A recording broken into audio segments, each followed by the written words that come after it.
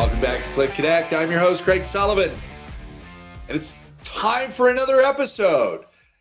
CLIC Connect, and it's being brought to you by our good friends at Red Roof Franchising and Chicago Title National Commercial Services Group, California. Both groups love to hear from you. Give Matt Hostetler a call over at Red Roof. They're going to open up like 50 hotels this year. They're a great alternative.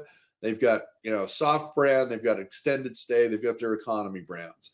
Matt's got an outstanding team coast to coast, and they'd love to hear from you and let them know that producer Danny and I sent you. And as you all know, and I've been preaching, okay, every real estate transaction is important. You've got to have the ability to close on time. Call our friends at Chicago Title National Commercial Services Group, California. You've got Ryan Huntsman. You've got Steven Sound.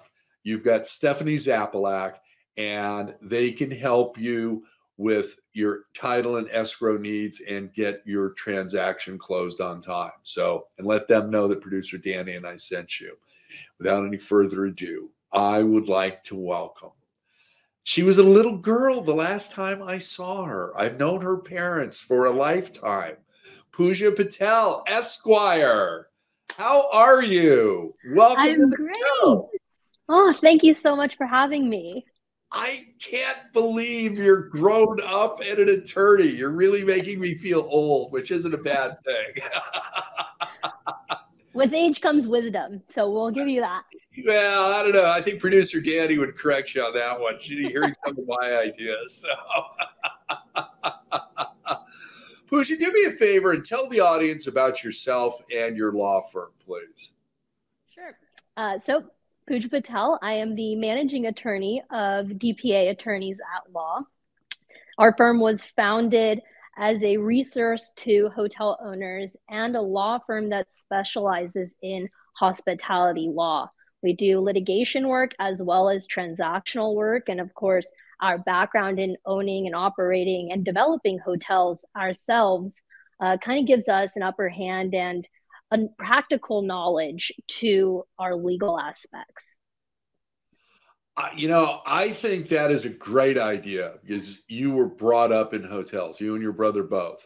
You've seen the trials and tribulations and the agony and the ecstasy of developing and repositioning hotel assets, working with brands, working with law firms, working with lenders and various other third-party professionals. So I think I think it's a natural that really doesn't happen that often. So kudos to you. I mean, this is just wonderful. Let's talk about the California legal landscape. What are you seeing out there? So, of course, California is the most litigious state out there. And we are seeing, as normal, lots of employment lawsuits, huge uptick in bed bug lawsuits. Landlord-tenant disputes are now coming to the fold. But one thing in particular that we're seeing a shift in between the last couple of years are these ordinances that are getting passed on a local level. These are putting more parameters and requirements in place that's really stifling hotel operations. And on the transactional front, we're seeing a lot of real estate transactions, lots of project home key transactions that are happening. And even during COVID, there was a lot of purchase and sales happening. And as in California in particular, I think we're always going to have those trades going on. And so transactionally, we're still kind of in the same frame that we've been in for the last couple of years. I agree with you. And I think, the state buying, older assets in most cases and converting them to, a housing supply, it's a double-edged sword. And I can't imagine what all the legal ramifications are going to be. And also, we've got a ballot measure in 2024 in the city of Los Angeles where, if you've got a hotel and you've got inventory that hasn't been sold, you're supposed to call the city at 2 p.m. and they're going to send somebody over with a voucher. And, One, it's not safe for the associates at the property level. Two, it's not safe for the guests. And three, I don't even want to imagine the damage done. And also, if you have to call the police to now get them evicted, or off site, I think litigious was the right word. I mean, we've got a super majority up in Sacramento, and that's never a good thing, whether it's Democratic or Republican. These guys need to figure out how to work together, and we've got to take a lot of this stuff off the back of the small business owner operator. Just because you may see Marriott on the building or Choice or IHG, it's a small business. It's a family business. You were raised in this business. It's not some faceless corporation, on the other side of the country.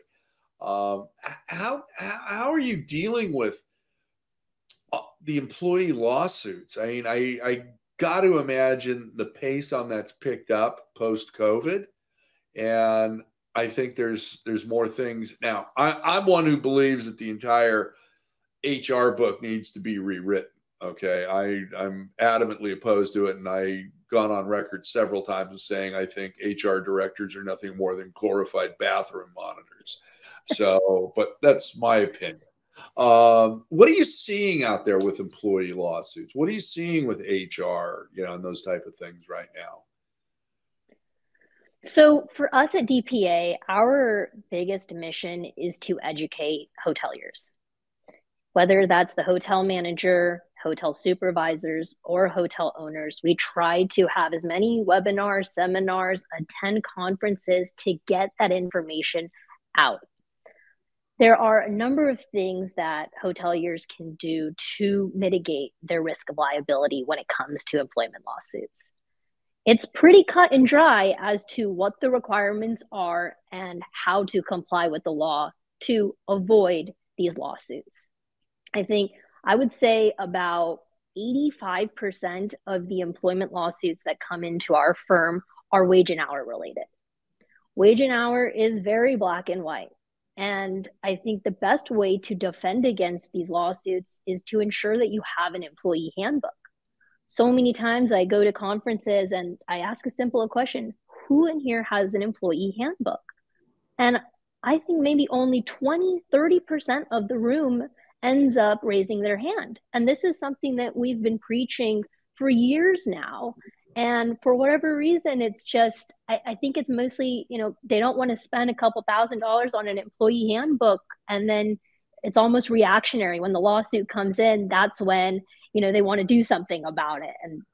And then, as unfortunate as that is, it's really just not the best practice. And the employee handbook, of course, spells out all of the policies and procedures of a hotel.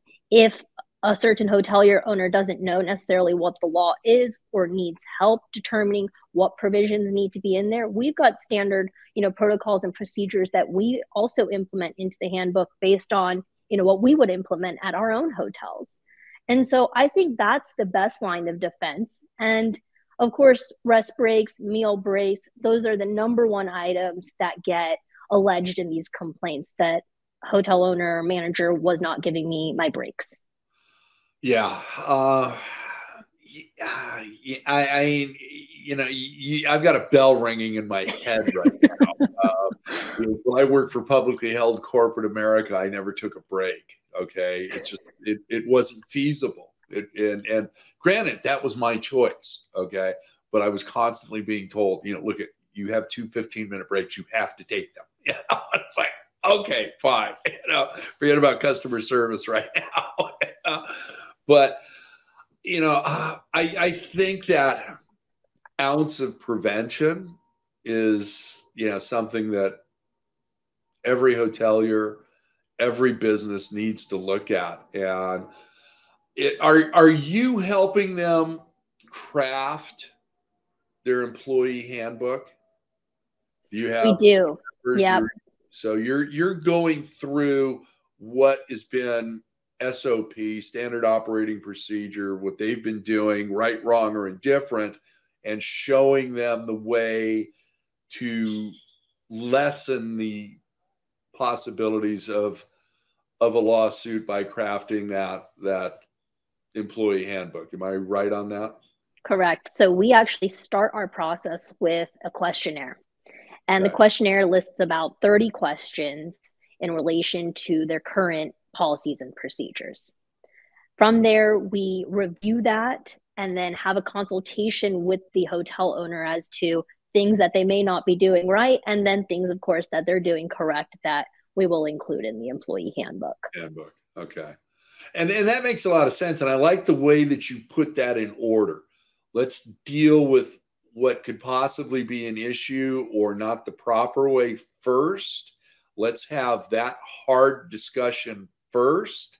And then let's slide into here. This is what you are doing right. Keep this up. Give them the compliments, give them the reassurances that they want to hear because they've just been through, lack of a better term, a beating because they were doing things wrong that they may not have known. Just, hey, this is the way I am, so I think everybody does it this way, but that's not necessarily true or correct. So I like the idea that you're getting in there and crafting that book with them. Now, is there a lot of variation from a select service to a destination resort because you've got so many more moving pieces with the destination resort, or is it 90% the same thing? I would say it's about 80% the same thing. I think with the larger hotels, there ends up necessary being a lot more protocol in place and steps. So for example, if we take a harassment complaint and what the procedure would be if an employee wanted to file a complaint, that usually ends up being a bit more of a detailed process at a larger hotel than it would be at a smaller property because they can go to their direct supervisor, and 9 times out of 10, that's the hotel owner. Okay. That makes sense. Yeah. Let's talk about franchise relations. That's getting to be a little bit of a burn your fingers subject in some areas. I go back probably, I know for sure over 20 years with your parents. So it's probably closer to 25, 27. And I've been hearing the same buzz phrase the entire time. And that's, the fair franchising. And it seems to rescind a little bit, but then it comes back. And I don't know if there's a lot of progress made with that. So what are you seeing with franchise relations right now? You're an owner operator. You are an attorney. What's that like for the average owner right now?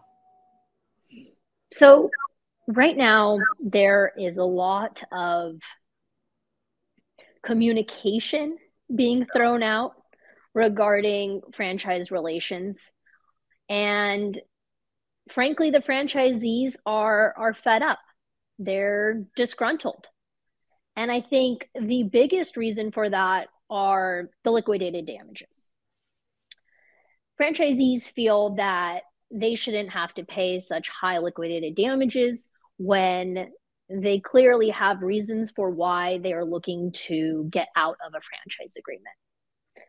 And right now, I'm seeing a lot of people complaining that, at least in the economy brand sector, they are not seeing enough distribution from brand.com to the hotel.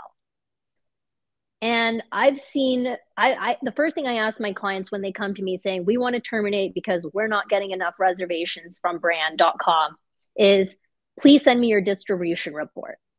And what I'm seeing is that franchise is giving about 5 to 10% and contributing 5 to 10% to the revenue and occupancy of the property, while OTAs are providing 40% of contribution. And on top of that, local business, people that are walking in who know the property, contacting the hotel directly, that accounts for another 40, 50% of contribution.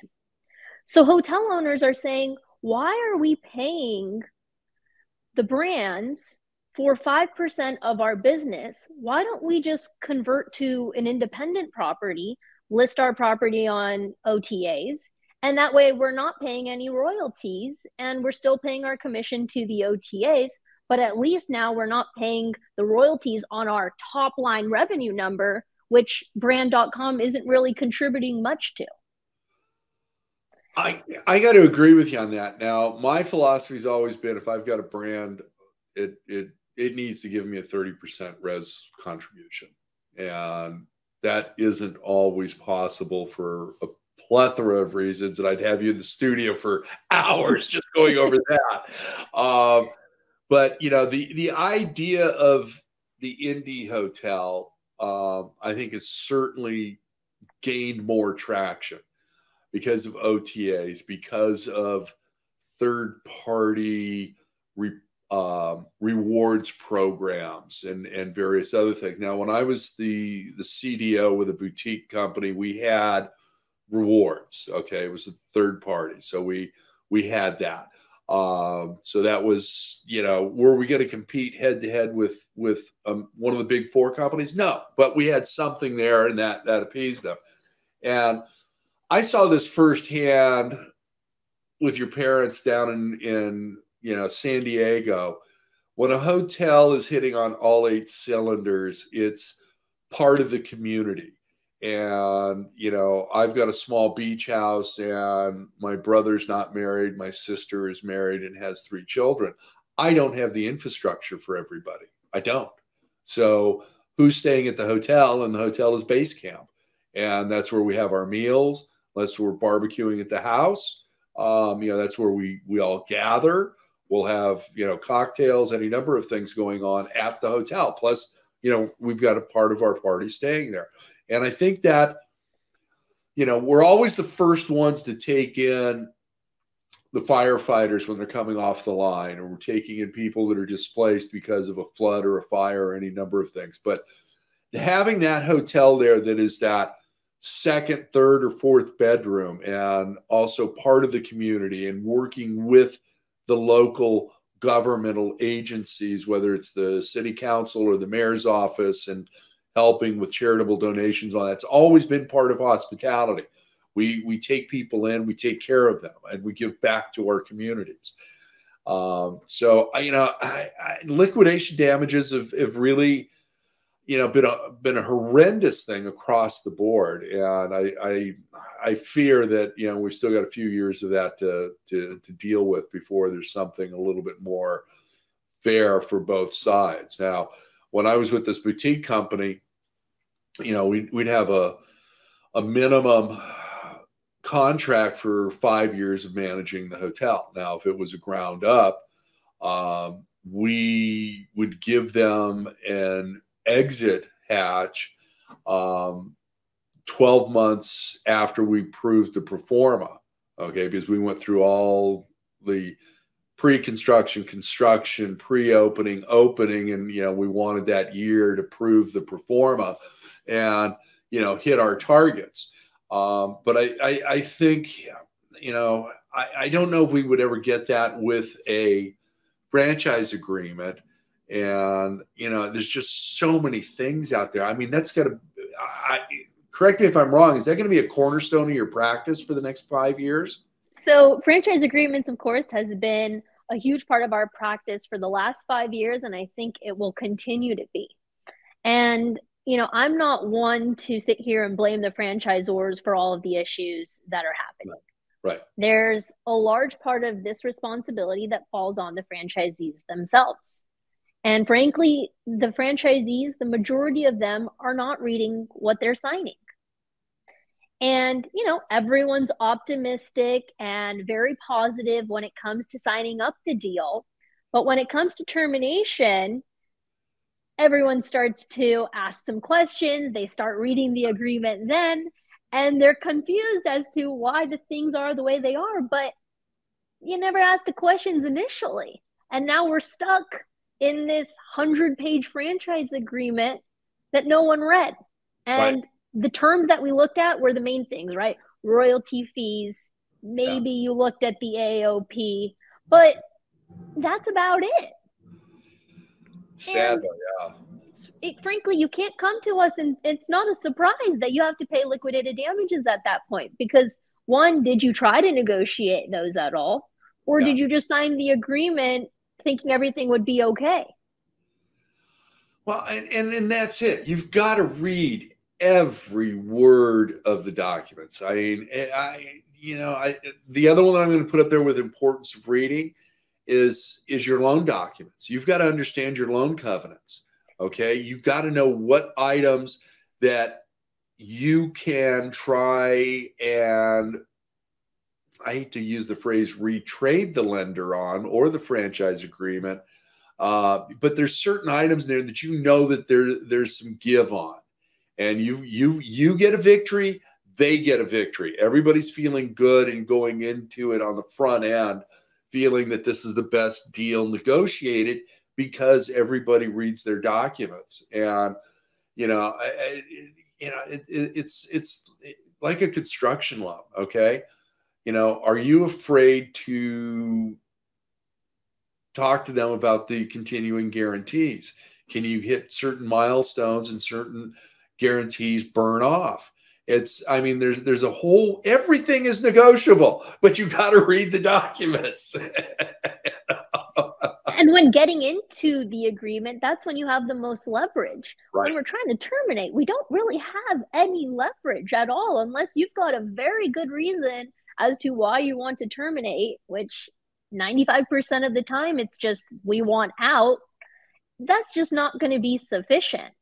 And so, like you said, we need to read every sentence of those agreements. And there's a lot of things that are being thrown into those franchise agreements because the franchisors know now that the franchisees aren't reading it. I mean, even right now with the first right of refusals that are getting added into these franchise agreements, it is absolutely ridiculous that a franchisor should have a first right of refusal on your property. Yet they do. How things have changed. How about some myth busting? What myths are surrounding attorneys, especially on the deal side? Let's start there. And what myths can you bust for our audience? That's not right, or it's partially correct, or let's clear up some myths that people have about attorneys and transactions first. What do you think? So I think the biggest myth that people have with attorneys getting involved on transactions is that bringing in an attorney is going to complicate things. It's going to delay things. It's going to cause issues between buyer and seller. And that's just frankly not the case. Instead, the attorney is advocating for the interests of their client. There are many things that don't get inputted into a PSA or an LOI and get overlooked. And if an attorney can insert those provisions to protect you, then I don't see any consequence to that. And rather, when an attorney is involved, especially if there's an attorney on either side, it actually makes things a lot more efficient because everyone's on the same page, we're all talking the same language, and we're able to get all of the terms on paper as per the wishes of our clients in an expedient manner. So I think that attorneys complicate things really is not the case. It's actually the exact opposite. And I've seen that time and time again where, our clients, once they have one experience of handling a real estate transaction and having an attorney represent them, they do it time and time again because it does just make life that much easier for them and they're not having to take that responsibility on themselves. I couldn't agree more with you. I mean, if you look at it and you're the buyer and you don't have legal representation, you're doing yourself a disservice. Everybody else has an attorney, at least one. Okay. That could be the phase one people, mechanical engineers, everybody else out to serve. They've all got attorneys. Okay. They all know what the verbiage is. Title and escrow all have attorneys. Your lender is so lawyered up before you even walk in the door, okay? The franchise agreements, okay? The franchisors have got attorneys. So do yourself a favor. It does not slow down the process, okay? You are really, I mean, those are the deals that I've dealt with in the past where there's always been the maximum amount of brain damage is when somebody doesn't have an attorney and they don't understand something, if they even read the agreement. And then they're coming back to you to advise them on it. And it's like, I don't feel comfortable doing that. I'm not an attorney. Do I know real estate? Yes. Okay. Do I understand real estate? Yes. But for me to give you my opinions on something that I'm trying to get you to sign, no, I'm not doing that. And it's amazing to think as well that, the franchisor, the lender, everyone has their own attorney. They're giving you a contract to sign. Yet you think it's going to be in your interest to sign this, and all the provisions are going to be just equally beneficial to both parties. I can't understand that logic for the life of me, but I will tell you, whoever's drafting the contract, it will be primarily in their favor. Oh yeah, absolutely, without a doubt. Pooja, we're going to move on to our lightning round. World famous or infamous? I don't know. But we're going to do our lightning round. Producer Danny's going to put 2 minutes on the clock. And word association, just the first thing that pops into your head. And you got to do this in less than 2 minutes, okay? You got it. All right, starting now. Hotel transactions. Complicated. Conferences. Social networking. Grand opening. Positive. What band, group, or solo artist in music do you like the best?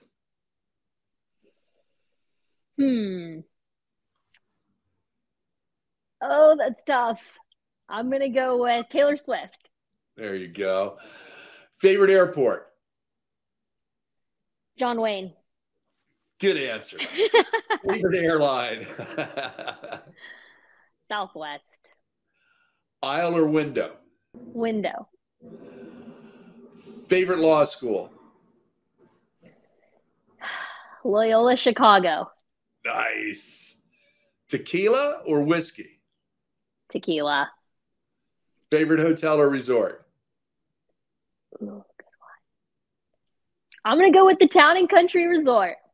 Nice. You did that with 46 seconds left. Congratulations. Not that you're winning anything, but congratulations. We only had one person go over the 2 minutes. So. Oh, wow. Last question. Leadership. What do you want the hotel community to know about you and your law firm? Allow us to be your educational resource. We have tons of information, whether it's on the transactional side or the litigation side. We've got policies, protocols, SOPs, and even just checklists that you can use to ensure that you're legally compliant and that you're mitigating your risk of liability as much as possible. I am a phone call away, and I'm happy to consult with anyone. I'm not one of those attorneys who bill you for every minute that I speak to you. So please take advantage, and I'm happy to discuss anything legal on your mind. Perfect. So now, how about a shameless plug? How can people get a hold of you? So you can visit us at dpalaw.com. You can contact us at 760-DPA-0007. And you can email us at info@dpalaw.com. Again, we're open 24/7. I take calls weekends and even nighttime because I understand that operations has 24/7 issues and need questions answered. And we even have a WhatsApp subscription model where we have a live chat that you can become a part of. And anytime you've got a question or any of your fellow hoteliers have a question, they post it in the group chat and we respond within an hour at the most, and usually within a couple minutes. So please utilize that service. I love it. That's a great idea. And you're not just the next gen of hoteliers and attorneys, but you're the now gen. So you're using technology that other firms aren't using. So I love that idea. I think it's great. I mean, obviously it's informative, broad-based answers. Not, you've got some little factoid of what the scenario is, but it's worth putting it out there so that you can answer and then hopefully have that conversation and do a deeper dive into whatever the scenario is. I love it. Definitely. I mean, even just everything from, we just had a client post a question this morning about what we're installing video cameras with audio. What kind of signage or documentation do we need to put up or have employees sign? And immediately I was able to send them a picture of the signage that they need and the agreement that they need employees to sign. So we are pretty specific, and they're pretty specific with their questions. Just a matter of asking, and WhatsApp is a text away. I love it. Pooja, thank you so much for joining the conversation. You've got an open invitation to come back on CLIC Connect anytime you'd like to. Thank you. It's a pleasure being here, and I appreciate you having such a platform again to educate fellow hoteliers. It's our pleasure. Thank you. I can't wait to see you soon. And thank you for joining us for CLIC 6 this year as well. Thank you. Thanks, Craig. Take care. Great show, folks. Thank you for joining us today. Give Pooja a call. Talk to her about your hotels. Talk to her, see how she can help you. We're bringing you the industry leaders. And it's just such a great conversation. This is just the beginning. So make sure you give them a call and say hi to Pooja for Danny and I when you give her a call. And also, hey, thank you for joining us today. And I got to thank our production partners. They're just simply the best. Give our friends at Red Roof Franchising a call. Matt Hostetler. Their team's going to do 50 deals this year. You're going to hear a lot about Red Roof. You know what? Give them a call. You need a soft brand. You need an extended stay brand. You need an economy brand. Give Matt a call. He's got a team coast to coast that can help you. And please let him know that producer Danny and I sent you. And then I keep preaching, every deal is critical. Your real estate transaction, whether it's a loan, a construction, a sale, an acquisition. Hey, maybe you're doing a hotel enhanced mixed use development with a condominium. Okay. Chicago Title, National Commercial Services Group, California can help you with that. They've got a specific hotel team. That's all they do. And I got to tell you, I've used them. I've got friends that have used them. They're putting a service together for our community that is second to none. So let Ryan Huntsman, Steve Seft, and also Stephanie Zapalak know that you heard about them from us and that you're giving them a call. Producer Danny and Craig sent you, okay? Thank you very much. And remember, be kind. Share your knowledge. Now go be amazing.